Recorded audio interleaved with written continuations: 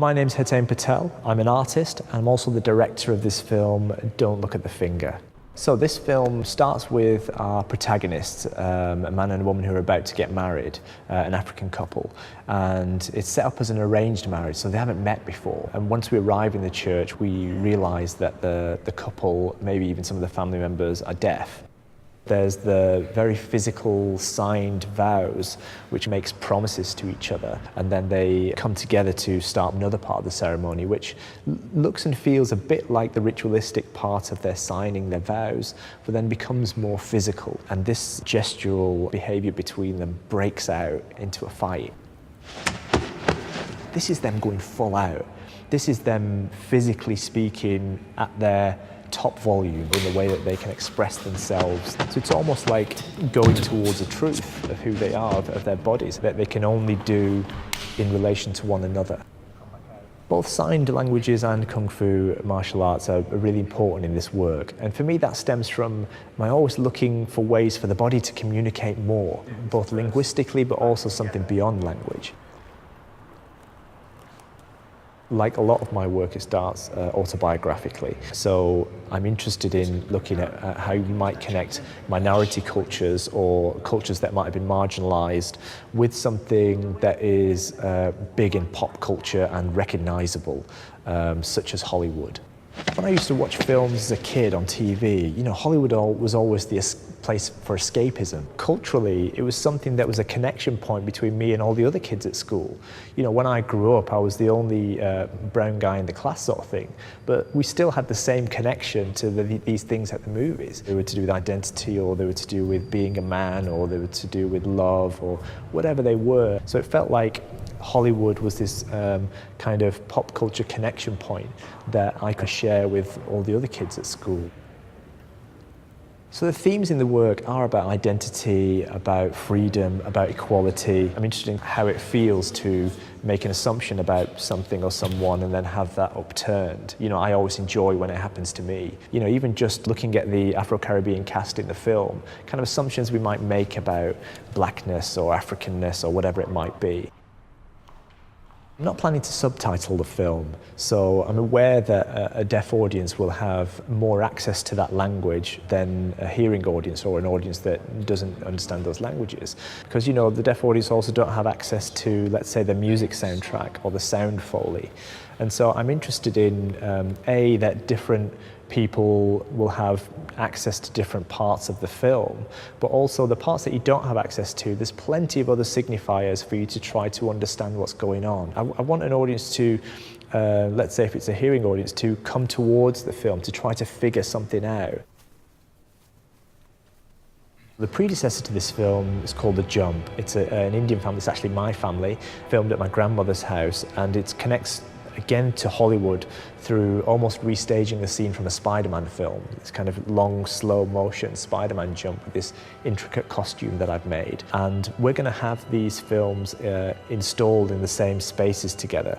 And I like the idea of putting that seed into someone's mind of what would the bigger film look like that would have these two scenes in it. And I'm certainly excited by that, and ultimately that's what I want to do. I want to make a feature film that would contain these elements.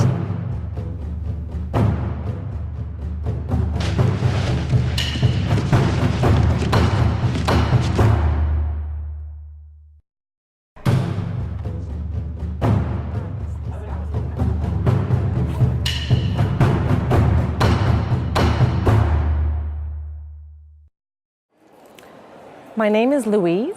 This is Coralie, my daughter. I work as an ASL consultant in this particular project. So I met Hetain a few years ago with another project that we were working on, and he just said something that I thought was brilliant, that what we do is so different. But the similar bit that we share is that we both want to connect with people. And I just thought that was very true and a really beautiful way to look at it. And the fact that that was really enough for us to have such a long-lasting collaboration together has been really, really nice.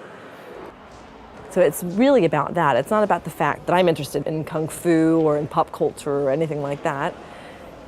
It's the desire to connect. And he had some sort of like instinct about sign language and how sign language could fit in with what he was doing. And for me personally, because my work is quite varied, I've always struggled with trying to figure out how to make people feel like sign language isn't just about deaf culture, that it's not limited to the deaf community. Rather, it's a unique way of communicating that offers things that other ways of communicating don't. And he sees it in that way as well. I didn't have to try to convince him of that. His work has nothing to do with deafness or deaf people. It's more about the physical means of expressing oneself, and he sees something in that. So in terms of dance, or whether it be kung fu or any other of those mediums, don't have maybe the same way of expressing yourself that sign language does. So I'm very fortunate that he has that instinct. So what he's trying to do with this project is to expand kung fu. He wants the kung fu to say more. He wants to allow more feelings to come from the kung fu, allow the kung fu to communicate between the two characters, with the audience, and so forth. So I think in using sign language and bringing sign language into the project, it allows the kung fu to do that.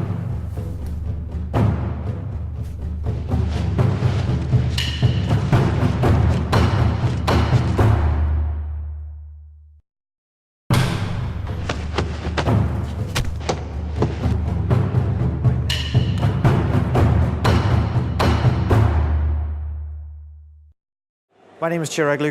I'm a director and choreographer of physical theatre, and my background's in the martial arts. So I've done about 19 years of martial arts training. My role on this project is as the fight choreographer and movement director, and the essential role is to create the ritualistic fight that we see in the style of what Hetain wanted, which was close combat fighting mixed with very showy mid-range and long-range attacks. So we combine wushu, Wing Chun, karate, and we take all of that and fuse it together with sign language to create a new vocabulary, new language to show a ritualistic fight. Hetain gave me an overarching vision of what he wanted to create. So it was my goal to take that and then put in the finer details and create the intricate workings of how that fight would look to bring about his end vision. And then making sure that the choreography is right for the dancers whose body it's on. It's not naturally their idiom, it's not naturally their language, so I had to understand how their bodies move and create choreography that would best serve the project, best serve the vision, and also best serve the performance. I love working in a collaborative fashion because I really believe that when two or more people come together towards a unified goal, they can create something that neither of them can individually create. And that's what really stirs my soul, that's what really gets me going. So this process, everybody has come together and been so forgiving that it's come together in a comprehensive, synergistic and unified way. Stylistically, it is a range of sign language which is not ASL, it's not BSL, it's not a specific language, it's actually more like physical theatre. And we combine that with fighting arts. So the end product should be something where we don't understand that it's a fight, and then to use the fight not to be combative, not to be an aggressive thing, but it's actually a ritual of coming together. It's fighting movements as a language, it's a contradiction. So we pull from very different sides.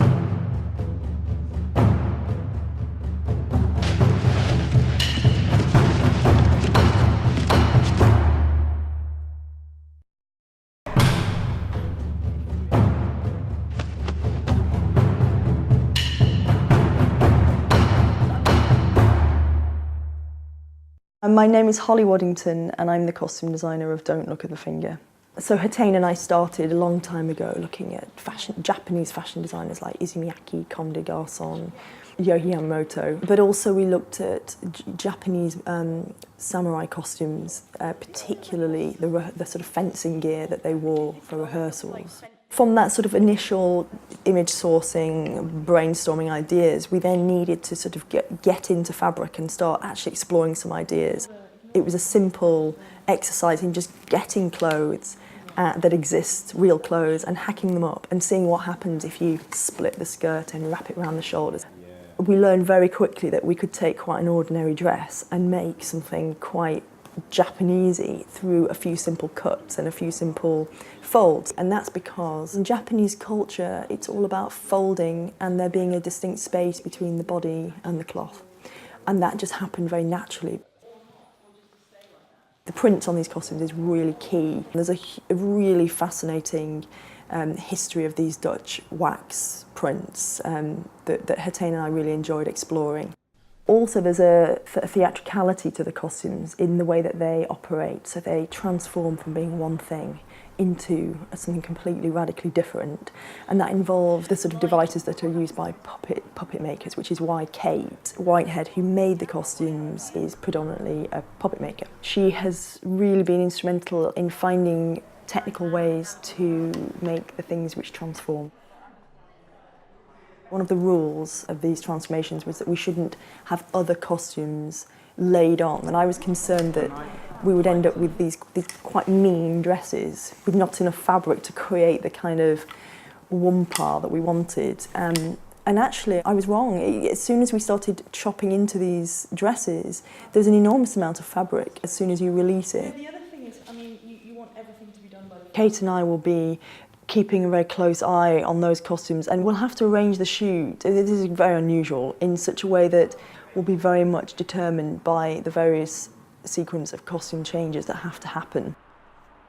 I think the way that the costumes transform emphasise this idea of having your expectations just completely turned upside down, and where the costumes start out is something that we all recognise, you know, a West African family in attire that could be connected to church or a wedding or some sort of special occasion. But what happens in this ceremony is that the costumes become transformed into something really other, and they're a sort of hybrid of many different cultures' costumes. So whilst there's a sort of predominantly Japanese thread to the sort of outcome, they're also drawing on Indian, Mongolian, Russian. There's a lot of different cultures going into those costumes, and I think that the whole point of them is that they should challenge your expectations.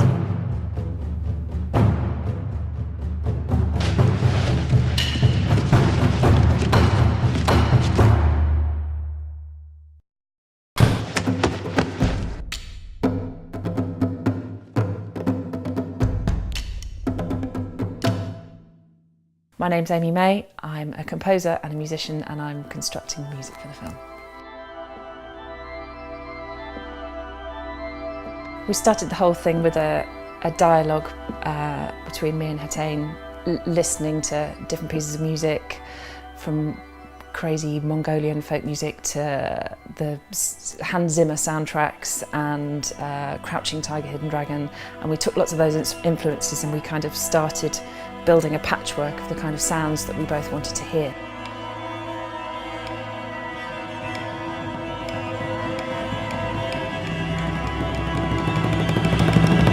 From there I brought in my two colleagues and good friends, Ben Trigg, who is a producer and a cellist, and Matt Whittington, who's a percussionist and runs a company called Real Percussion. So he has a vast warehouse of instruments that makes weird and wonderful sounds, all of which we used. The whole thing, we used all of them.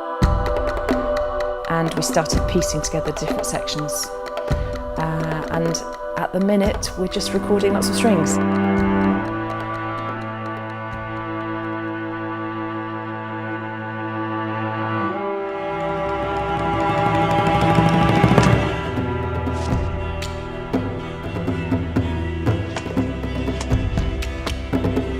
Well, it's really tempting, I think, to mirror the action very exactly in the music. So whenever a fist flies, it's easy to put a drum or something like that.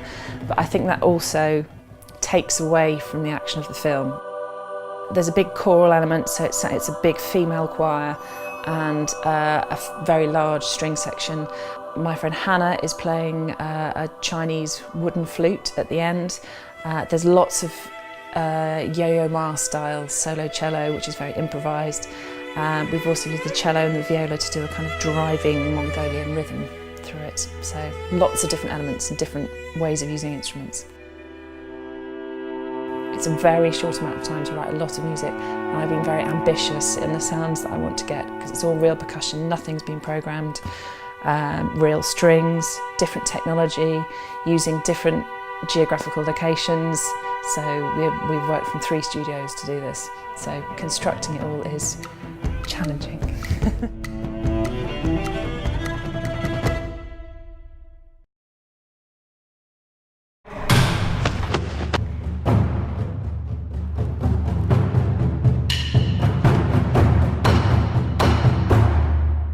my name is called Vicki. My role in this project is I'm a lead performer. My name is Freddie Opokwade, and I'm one of the lead performers. I'm the groom of the arranged marriage. As we present ourselves in front of the priestess, we are meeting each other for the first time, so we're quite apprehensive, we're quite shy, we don't know how to act towards each other.